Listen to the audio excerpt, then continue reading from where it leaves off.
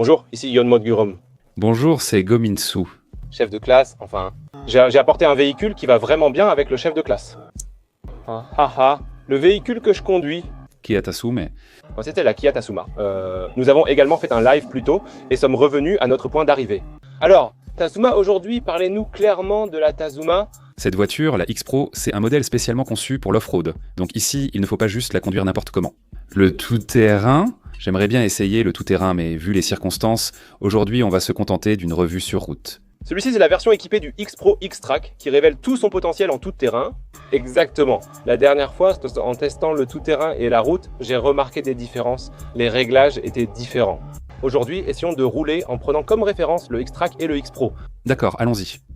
Pour commencer, je démarre en mode 4 roues motrices, automatique, et waouh, ce tableau de bord est vraiment une œuvre d'art. Jamais un tableau de bord n'a reçu autant de compliments. Ici, il y a les angles de roulis et de tangage. Pouvez-vous filmer ici une seconde? Il affiche même l'angle de braquage du volant. Quand on tourne le volant, la voiture bouge avec roulis et tangage. Le tableau de bord indique l'inclinaison.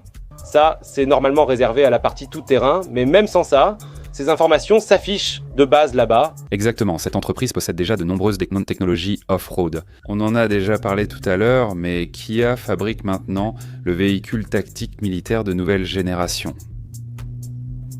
À l'époque de notre service militaire, Kia fabriquait déjà le K131 Retonna, le Kuntorna, et maintenant ils produisent aussi les nouveaux véhicules tactiques. C'est vrai? Du coup, pour les véhicules militaires, les conditions sont vraiment très strictes. Donc par exemple, pour une pente raide, il faut pouvoir monter une pente de 60 degrés. 60 degrés? Une pente de 60 degrés? C'est ça. 60 degrés? C'est pas juste comme ça. La pente est plus raide que vous ne le pensez. Il faut aussi rouler sur une pente latérale de 40 degrés. 60 degrés? Mais comment le mesurer précisément? Qu'est-ce que vous faisiez à l'armée? On est sélectionné pour les véhicules tactiques car ils ont déjà l'expérience et la technologie. Donc, quand une telle entreprise lance un modèle off-road, comment ne pas être curieux? Moi aussi, j'étais vraiment curieux. Alors, parlez-nous de votre première impression. Déjà, si on enlève juste le logo Kia, on dirait un véhicule militaire. C'est vrai, il y a aussi des pneus tout-terrain. Il était seul, il est équipé de pneus tout-terrain. Il n'y a rien à faire. Donc, il y a beaucoup d'avis partagés sur ce design, mais moi je le trouve vraiment bien, parce qu'une voiture comme celle-ci doit vraiment ressembler à ce type de véhicule pour être stylée. C'est vrai, honnêtement, il y a beaucoup de commentaires sur notre chaîne disant qu'ils n'aiment pas trop. Je résume simplement, allez voir par vous-même et décidez. Inutile de dire si c'est bien ou non sans l'avoir vue en vrai, non? Quand vous la voyez, la Tasman est vraiment une voiture différente, et si vous la personnalisez un peu, elle devient vraiment magnifique. Quand vous voyez cette voiture, vous avez l'impression qu'il faut absolument aller quelque part avec. Et puis, avant la Tasman, il n'y avait pas vraiment de véhicule à carrosserie sur châssis, comme la Mojave, qui est un peu l'ancêtre de la Tasman. Du coup, on compare souvent avec la Mojave et beaucoup de gens se demandent en quoi elle est différente de la Mojave. Qu'en pensez-vous? Tout d'abord, la Mojave avait un moteur diesel, mais c'était un diesel 6 cylindres. C'était différent. Et auparavant, la Mojave avait aussi un moteur essence 4,6. Ce que ça veut dire, c'est que la Mojave, le concept même de fabrication de la voiture par Kia Motors, c'est une voiture haut de gamme. Celui-ci est axé sur le pick-up, mais parmi eux, ce modèle X-Pro n'est pas un modèle ordinaire. C'est un modèle spécialisé pour l'off-road, donc la garde au sol est bien plus élevée, et il est sorti comme ça. Vous pourrez sûrement accéder à la plupart des terrains ouverts sans tuning. Le Tasman est justement le véhicule qui peut gravir la plupart des terrains ouverts en Corée, simplement dans sa version d'origine. Vous savez, quand on achète ce genre de voiture, on commence à la surélever, à mettre des pneus plus grands, ce genre de choses. On pense qu'il faut le faire, qu'on doit absolument modifier la voiture, mais ce n'est pas le cas. Oui, cette garde au sol est impressionnante. C'est vrai, la sensation change totalement selon qu'on monte ou descend. C'est vrai. Quand je monte dans une voiture comme celle-ci, j'ai un peu l'impression d'être au même niveau que le chauffeur du minibus du quartier, vous voyez? Il y a aussi un peu de ça. Et puis, il y a aussi ce genre de terrain, ou bien cette transmission intégrale, ce différentiel à blocage. Et puis à l'arrière, dans le cas du X-Pro, il y a un différentiel à glissement limité électronique, un peu comme sur la Genesis. En ce qui concerne les performances, il existe déjà des vidéos à l'étranger montrant qu'elles sont vraiment excellentes. Alors, en termes de confort de conduite, quelles sont les différences? Le véhicule qui m'intéresse, c'est le Mojave. Comme c'est une carrosserie sur châssis, celui-ci aussi, mais en plus il a des ressorts à lames à l'arrière. Ah, c'est vrai. À l'arrière, il y a ce qu'on appelle communément un ressort à lame. Pour un véhicule équipé de ressorts à lame, l'arrière est quand même assez... C'est vrai. À ce niveau-là, c'est plutôt pas mal. Pour charger des objets, il y a plusieurs couches en forme de plaque. C'est ce qu'on appelle un ressort à lame. Mais comme c'est de série, il y aura une différence de souplesse par rapport à ce que vous imaginez d'un multi-link ground. Mais malgré ça, c'est mieux que ce à quoi je m'attendais. C'est bien. Là, on est à vide, on n'est que 2 à bord et il n'y a pas de chargement. Même la benne est vide, et en roulant à environ 80 km/h sur une route nationale normale, la route ici n'est pas en bon état non plus. Mais à ce niveau-là, le confort de conduite est correct. Un autre véhicule m'intrigue davantage. Si on compare avec les véhicules actuellement en service, il y a le pick-up authentique coréen, le Rexton, et puis parmi les marques importées, il y a le Chevrolet Colorado. C'est vrai. D'abord, comment le compareriez-vous au Rexton? Il est un peu plus doux que le Rexton. Il est doux. Il est plus doux que le Rexton, mais ce dernier paraît meilleur en ligne droite. Face au Cannes, le Rexton reste un peu plus... Celui-là à l'arrière qui donne une impression un peu creuse, mais celui-ci semble vraiment avoir été réglé pour donner une sensation de luxe. Et non, c'est un peu plus luxueux, on peut dire ça. Mais je ne sais pas si on peut vraiment comparer les deux, parce que le Colorado est déjà un modèle assez ancien, et son prix dépasse maintenant les 70 millions, donc il y a vraiment une grosse différence. C'est plutôt entre les deux, et par rapport au Colorado, qu'en pensez-vous? Même en comparant avec ce modèle et le Colorado, il y a quand même environ 20 millions de won de différence. Avec le Colorado, c'est le meilleur. C'est la version haut de gamme, avec environ 21 millions de won de différence, mais nous avons déjà testé le Colorado, non? Celui-là donnait une bonne impression, même si c'était un pick-up, il était silencieux, et il roulait même très bien, il était aussi très stable. Donc j'ai vraiment eu l'impression que c'était fabriqué dans un pays qui a beaucoup d'expérience avec les pick-up. Pour le Tasman, il me semble qu'il est exactement au centre. Il a bien trouvé sa position. Je pense qu'il suit exactement la gamme de prix prévue. En plus, c'est un modèle de première génération, non? C'est ça, c'est la première génération. Si la première génération n'a même pas ce niveau. Bien sûr. Donc pour commencer, il y a des équipements de confort propres à Hyundai et Kia que vous ne trouverez pas sur le Colorado. C'est le top, c'est le top. Ça, c'est carrément hors catégorie. Même si vous ramenez tous les pick-up, même si vous amenez un gros modèle à plus de 100 millions, vous n'aurez pas ce niveau de confort. Le confort est inégalable et impossible à reproduire, sans aucun système d'assistance à la conduite, ce qui est impensable. Il y a clairement des différences et la voiture étant plus douce, le point de vue du père et de la mère sera très différent. Du point de vue de la famille, c'est vrai. Si on considère cela en tant que famille, cette voiture pourrait même être la plus confortable. Auparavant, la deuxième rangée ne pouvait pas s'incliner en roulant, mais cette fonction est désormais disponible. Imaginons qu'il s'agisse d'un pick-up, mais avec des pneus H montés sur la finition X-Pro. Quelles sont les performances de ce véhicule? Ces performances de consonne de conduite tolèrent d'abord un certain roulis de la carrosserie. Il permet le roulis de la carrosserie et du véhicule. C'est ça, il y a beaucoup de roulis latéral. Il le permet. Parce que c'est un modèle tout-terrain, spécialement conçu pour cet usage. C'est ça, c'est ça.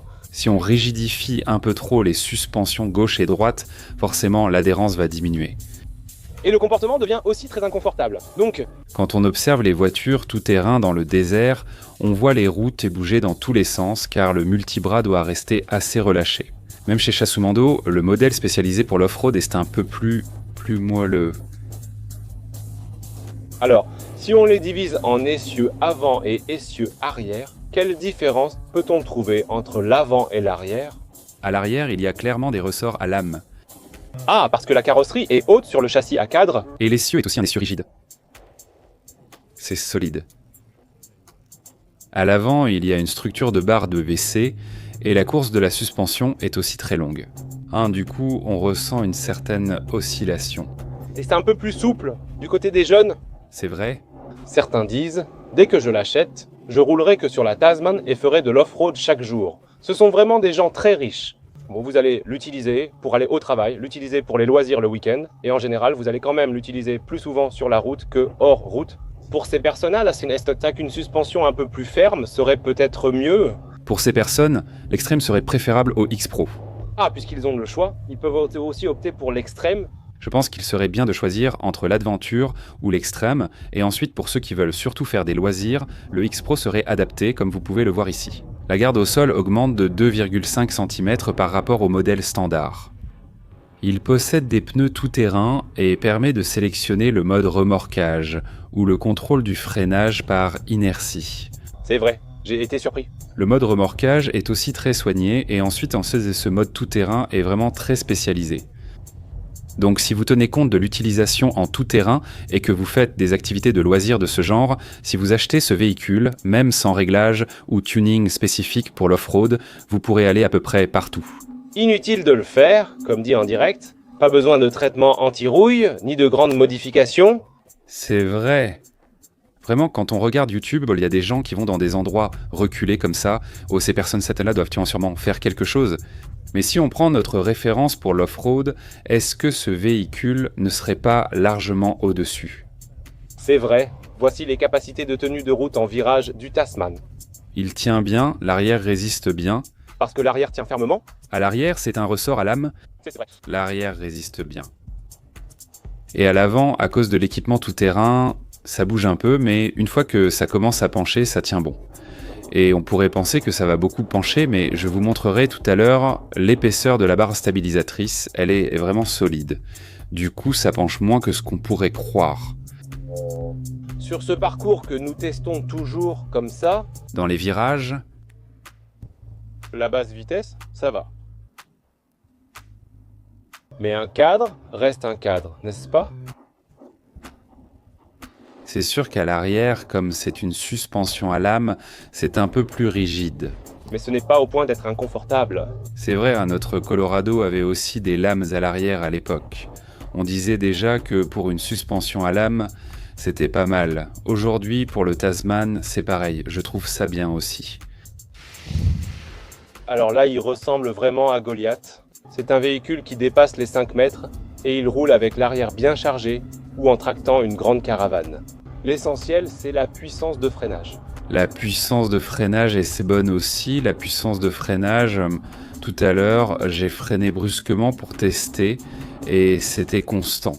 Oui, c'est ça. Donc la force de freinage est très linéaire. Plus j'appuie, plus la force augmente de façon très régulière. J'ai vraiment aimé ça. C'est lourd mais constant.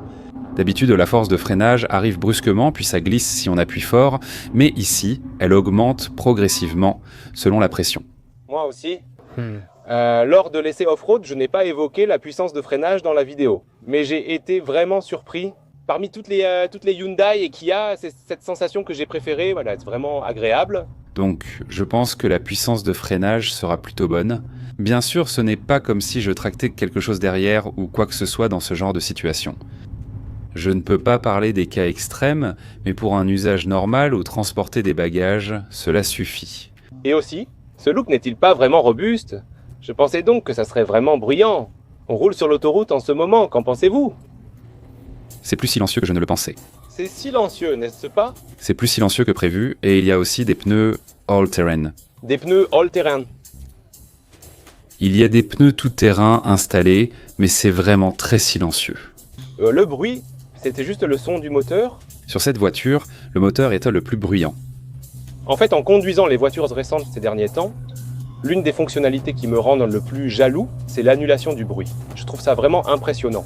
Cependant, quand les voitures électriques sont plus silencieuses. Donc je m'attendais à ce que celle-ci soit un peu bruyante, mais dans la conduisant, je me suis rendu compte que notre voiture précédente, la Palisade, était aussi un modèle récent. C'est vrai. On l'a déjà essayé une fois ? Mais c'est aussi silencieux. Je me suis demandé, quel est ce phénomène ? C'est ce que j'ai ressenti. Il y a un peu de bruit car on a augmenté la vitesse. On roulait tout à l'heure à 70, 80, voire 90. En accélérant, il y a un peu de bruit. Mais ça va quand même. Je pense que j'avais des attentes trop basses. Non, c'est un pick-up, mais c'est un pick-up coréen. Donc c'est plus silencieux que ce à quoi je m'attendais. Je n'ai jamais roulé à 150 avec lui, mais ce n'est pas vraiment une voiture faite pour rouler comme ça. C'est ça, ce n'est pas une voiture faite pour rouler comme ça. Elle est confortable dans des conditions normales. Elle a la clé confortable, mais comme elle est réglée spécialement pour l'off-road, il faut quand même beaucoup tourner le volant. Ah, comme il y a un peu de roulis comme ça. C'est ça, comme le roulis est constant et continu, il faut sans cesse corriger avec le volant. Ces choses-là varient selon la version. C'est vrai, le modèle standard sera probablement meilleur que celui-ci. Le X-Pro, lui, est conçu pour ce type de tout-terrain.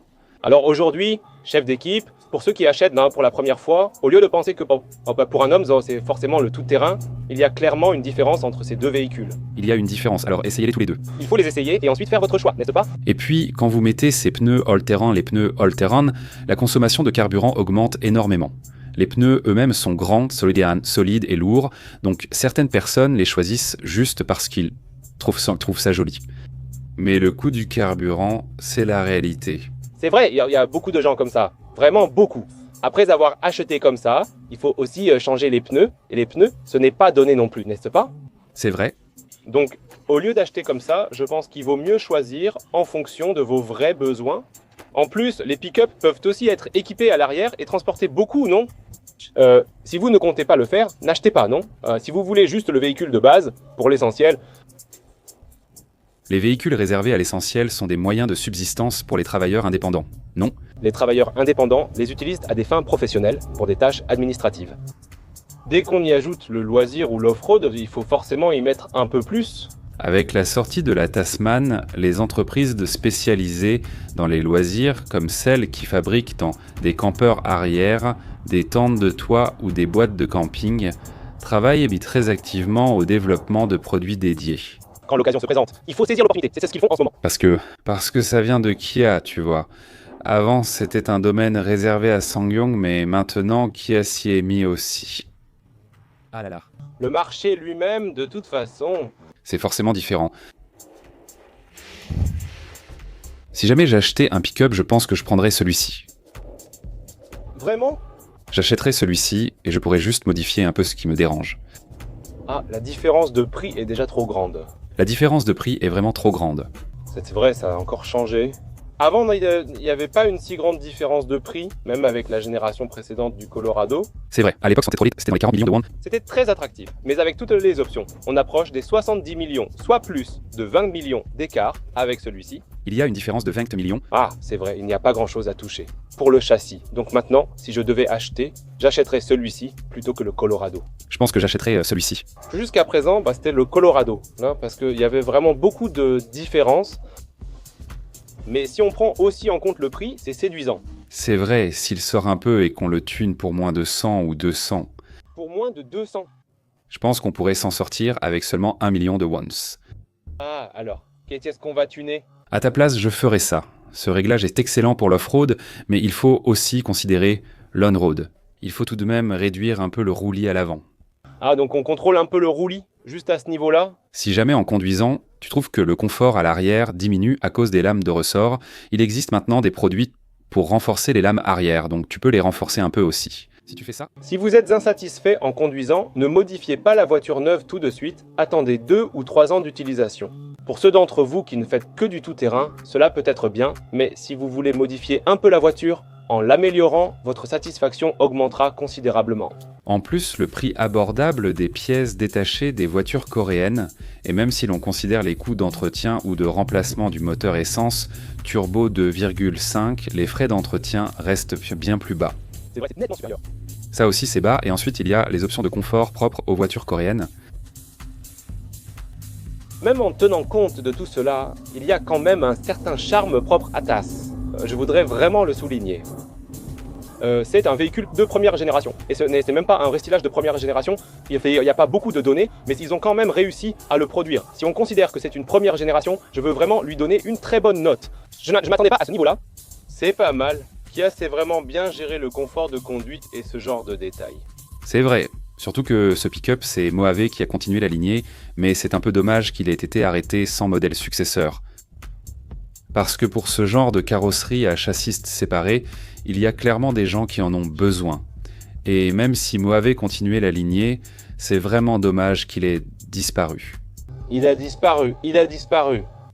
Alors, ce ne serait pas étrange que le Tasman SUV apparaisse un peu comme concept ou prototype, n'est-ce pas? C'est vrai.